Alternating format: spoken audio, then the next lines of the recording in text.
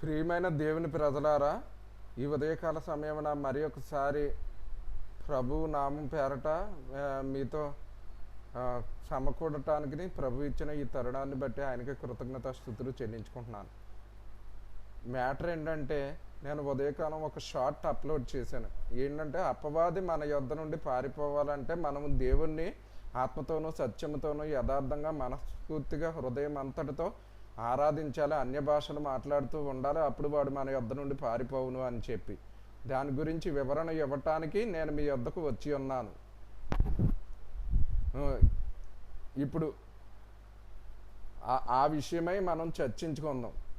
అవును, మనం దేవుణ్ణి స్తుతించి ఆరాధించి మహింపరిచి గణపరిచి కొనియాడి కీర్తిస్తూ ఉంటే అపవాది ఖచ్చితంగా నిలబడ్డు. ఎందుకంటే మనం ఇప్పుడు మత్తయి సువార్తలో అలాగా చూస్తాం. యేసయ్య బాప్తిజం పొందిన వెంటనే అరణ్యానికి వెళ్తాడు, ఆత్మచేత కొనిపోబడతాడు. అక్కడ 40 దినాలు ఉపవాసం ఉండి ప్రార్థిస్తాడు. అప్పుడు అపవాది చేత శోధించబడతాడు. ఆ వృత్తాంతాన్ని మనం చూసామంటే, అపవాదికి దేవునికి మధ్య జరిగిన కాన్వర్సేషన్ చూస్తే అపవాది అన్నీ కూడా దేవుని వాక్యాన్ని ఎత్తేవాడు. ఈ లేఖనం ఇలా ఉంది కదా, నువ్వు ఈ పని చెయ్యి, దేవుడు ఎలా కాపాడతాడో చూద్దామని చెప్పి అలాగా దేవుడు ఎలా కాపాడతాడో చూద్దామని చెప్పి అలాగా దేవుణ్ణి వాక్యం ద్వారానే శోధిస్తాడు. కనుక వాడికి వాక్యం కూడా చాలా బాగా తెలుసు. కాబట్టి వాక్యం ద్వారా మనం వాడిని ఏమీ చేయలేం. అదే మనం దేవుణ్ణి ఎక్కువగా, నీవు గొప్ప దేవుడు అయ్యా, నీవు మహోన్నతుడు అయ్యా, నీవు మహాగణుడు అయ్యా, నీవు అద్భుతాలు చేస్తావయ్యా అని ఇలాగ ఎప్పుడు నిత్యము పొగుడుతూ ఉన్నామనుకో, అది అసలు వాడికి అసలు గిట్టదు. వాడు అసలు దాన్ని సహించలేడు. ఎందుకంటే వాడు ప్రధానమైన దూతగా, ముగ్గురు ప్రధానంలో మిఖాయేలు, గాబ్రియేలుతో పాటుగా ఇతను మరొక ప్రధానమైన దూత లూసిఫర్. కానీ ఎందుకు పడద్రోయబడ్డాడంటే, నేను దేవుని కన్నా గొప్పవాడిని అయిపోతాను, దేవుని సింహాసనం మీద పక్కన నా సింహాసనం వేసుకుంటాను, నేను కూడా ఈ జనులందరితో మొక్కించుకుంటాను, అలాగా అతిశయించాడు, గర్వించాడు. కనుకే పడద్రోయబడ్డాడు. కాబట్టి వాడికి వాడు ఎందుకంటే వాడు యేసయ్యను శోధించినప్పుడు కూడా, నీవు నాకు మొక్కేవానికి ఇవన్నీ నీకు ఇచ్చేస్తున్నాను అన్నాడు. అది వాడికి కావాల్సింది ఏంటంటే, మనం అందరము వాడిని పూజించాలి, ఆరాధించాలి, వాడికి మొక్కాలి.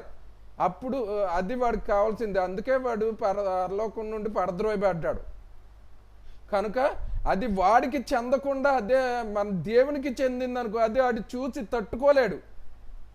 ఖచ్చితంగా అక్కడి నుండి వెళ్ళిపోతాడు. అది వాడికి ఇష్టమైన పని కాదు. కాబట్టి అందుకనే మనం దేవుణ్ణి ఎక్కువగా ఆరాధించాలి, పాటలు పాడాలి. పాటలు పాడేటప్పుడు ఒక్కోసారి వాడు నవ్వుకోవచ్చు, కానీ అదే మనం మనస్ఫూర్తిగా హృదయం అంతటితో ఆత్మతో సత్యంతో ఆరాధిస్తూ వాక్యానికి విధేయులమై చేసామనుకో, నిజంగా పాడామనుకో, అప్పుడు వాడు ఏమీ చేయలేడు, భయపడతాడు.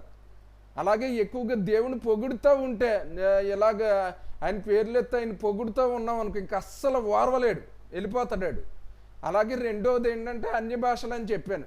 అన్య భాషల గురించి కూడా నేను రీసెంట్గానే మాట్లాడాను. అదేంటంటే 3 భాషలు ఉన్నాయి. మనుషులు మాట్లాడే భాషలు, దేవదూతల భాషలు, ఇంకోటి పరలోక భాష లేదా దేవుని భాష. దాన్ని మనం ప్రార్థనా భాషగా పిలుస్తాం. అది ఏంటంటే, పరిశుద్ధాత్మ దేవుడు తండ్రి అయిన దేవునికి మనకి మధ్యన ఇచ్చేటువంటి ఒక ఆయుధం అని చెప్పి, అది ఒక కోడ్ లాంగ్వేజ్ అని. అది పక్కన ఉన్న పరలోకంలో ఉన్న దేవదూతలకు కానీ, ఎవరికి కూడా, మనుషులకు కానీ, అపవాదికి కానీ, ఆడి దూతలకు కానీ ఎవరికి కూడా అది అర్థమవ్వవు. ఆ మాటలు ఆ భాషలు మాట్లాడేటప్పుడు అపవాది వాడి దూతలు జుట్టు గోక్కుంటూ ఉంటారు. ఎందుకంటే వాళ్ళకి అది అర్థం కాదు. అవి మాట్లాడేటప్పుడు వాళ్ళ తలల మీద అగ్ని మండుచూ ఉంటుంది.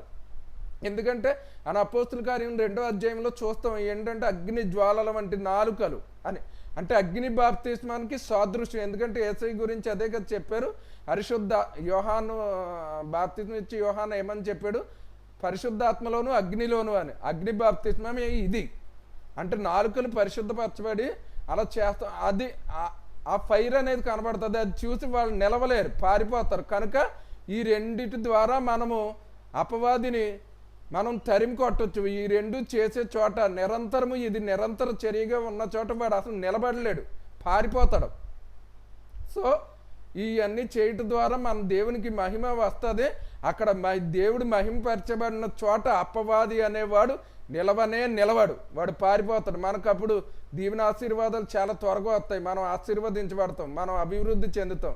కాబట్టి ఈయన దేవుని మాటలు దయించి ఆ చొప్పున చేస్తే మనము దీవించబడతామని ప్రభు నామం పేరట నేను మిమ్మల్ని వేడుకుంటున్నాను. ప్రభు ఈ మాటలన్నింటినీ దీవించునుగాక. ఆమెన్.